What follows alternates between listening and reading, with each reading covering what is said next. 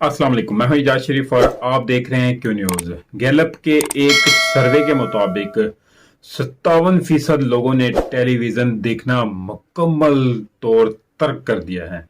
ये बहुत नुमाया कमी है जो गुज़िश्ता चंद महीनों में वाक़या हुई है।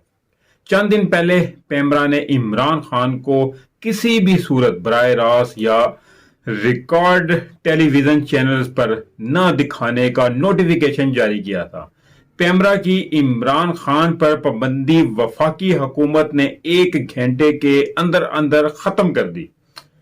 अब आप सोचते होंगे कि एकदम से शायद इमरान खान पे तरस आ गया या क्या हुआ, या इमरान खान के उनके मामला तय पड़ गए, लेकिन ऐसा कुछ भी नहीं था कि इमरान खान के साथ उनके कोई ऐसे कोई ताल्लुक नहीं थे कि हुकूमत इमरान खान की खैर खा या आज़ादी राय को यकीनी बनाना नहीं चाहती थी।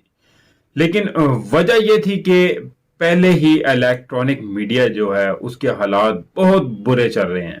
सिर्फ 3-4 जो हैं टेलीविजन के वो चैनल हैं ऐसे जो अपने मुलाजमीन की तनख्वाहें वक्त पर देते हैं। बाकी सब चैनल्स के पास अपने खर्चे पूरे करने की पैसे नहीं होते। क्योंकि इमरान खान के साथ इस मुल्क का जवान तबका जो है, मुल्क की आबादी का यानी कि कह लेंगे बहुत ज्यादा लोग जो हैं जवान हैं और वो इमरान खान से जुड़ा हुआ है। अगर वो टेलीविजन देखना तर्क करते हैं तो मीडिया का कारोबार कैसे चलेगा। इसलिए हुकूमत को कहा गया कि पेमरा की पाबंदी खत्म कर दें, वरना हजारों लोग बेरोजगार हो जाएंगे। तब जाके मीडिया में जो है मीडिया ने पेमरा की दरख्वास्त पे, पेमरा के ऑर्डर पर इमरान खान पे से वो पाबंदी हटाई और दोबारा से अब इमरान खान को कुछ ना कुछ वो दिखाया जाता है। ख्वाजा आसिफ ने बताया कि मैं तीसरी दफा आर्मी चीफ का जो है वो फरीजा सर अंजाम देने जा रहा हूं। तो पिछली दफा भी 25-26 नवंबर तक वजीर आजम ने यानी कि नाम जो है वो उनका नाम का ऐलान कर दिया था आर्मी चीफ तैनाती के लिए मशावरत पर। वजीर दफा ने कहा कि तैनाती पर नवाज शरीफ से मशावरत में कोई हर्ज नहीं है। इस मामले पर वजीर आजम मशावरत कर सकते हैं। मशावरत का कुरान पाक में भी है। अब देख लें कि मशावरत का उन्होंने कुरान पाक का भी यहाँ पे जिक्र कर दिया है। अब अल्लाह ही बेहतर जानता है और ये हुकूमत वाले ही बेहतर जानते हैं कि इन लोगों को क्या करना चाहिए। बाकी हम लोग इस मामले में अब कुछ नहीं कह सकते हैं। ख्वाजा आसिफ का कहना था कि अदारा 5 से 6 नाम देता है, जिनमें से एक नाम मुंतखब करके वजीर आजम इसका ऐलान करता है। माजी में जो यानी कि जूनियर अफसर आर्मी चीफ होते रहे हैं, लेकिन इस बार सीनियर तरीन को नया आर्मी चीफ लगाया जाएगा। अलबत्ता इस मामले को मुतनाज़ा बना दिया गया है। पीटीआई के हवाले से उन्होंने बात करते हुए कहा कि जो है वो इमरान खान पर तनकीद करते हुए उन्होंने वजीर दफा ने कहा कि इमरान खान अपने 6 महीने से 1 साल का ऑडिट कर रहे हैं कि इनसे क्या गलतियां हुई जो उन्होंने यानी की, और इसमें कोई हकीकत नहीं थी। वो अपनी गलतियों को दुरुस्त कर रहे हैं कि इमरान खान का ख्याल है उन्होंने अमेरिका को नाराज कर दिया है और अमेरिका के साथ ताल्लुकात जो हैं वो दुरुस्त करना मेरे इक़्तिदार के लिए जरूरी है। अब खैर साथ साथ थोड़ी सी इसकी वजाहत भी करता जाऊंगा और आपको इनका बयान भी सुना रहा हूं, और उसमें ये है कि इनके सवालात के इन्हीं के बयान में जवाब भी निकल आते हैं कि देख लें कि वो अमेरिका से ताल्लुकात बिगाड़ बैठे हैं, तो इसका मतलब है उनकी सीट चली गई है। यानी कि अमेरिका की फिर मदद से फिर इमरान खान का बयानिया तो यहाँ पे साबित हो रहा है। लेकिन खैर सोचने वाले देखने वाले समझ ही लेते हैं कि उनको कहाँ तक जाना है। कि अब देखेंगे हमारे वजीर आजम एक इश्तिहारी बंदे से अगर मशावरत कर सकते हैं, इनके लिए जायज़ है, तो कुरान और सुन्नत का भी हवाला दे रहे हैं कि जी वो मुशावरत कर सकते हैं। हालांकि उसमें ये तो नहीं है कि वो ये कुरान पाक में तो नहीं लिखा हुआ कि आप एक इश्तिहारी बंदे से मुशावरत कर सकते हैं, पर लेकिन फिर भी वो लोग कह रहे हैं, बड़े हैं इस मुल्क के, हमारे दफाई वजीर भी हैं और वजीर आजम है, वो सब कुछ कर सकते हैं, उनके लिए सब कुछ जायज़ है, वो कुछ भी कर सकते हैं।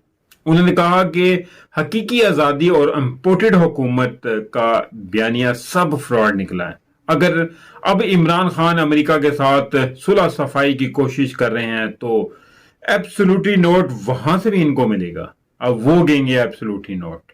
اب خیر اس میں بھی آپ کو ان کا جواب مل گیا ہوگا۔ اور مزید خواجہ آصف نے کہا کہ عمران خان پر حملے کی FIR درج نہیں ہو رہی ہے تو وفاق پر الزام لگانے کے بجائے انہیں پرویز الہی سے پوچھنا چاہیے۔ خیبر پختونخوا سے پولیس زمان پار گئی ہوئی ہے، جس کا مطلب یعنی کہ یہ ہے کہ عمران خان کو پنجاب پولیس پر اعتبار ہی نہیں ہے۔ خواجہ آصف کا کہنا تھا کہ مجھے صدر مملکت کے رابطوں کی یعنی کہ کوششوں کا کوئی علم نہیں۔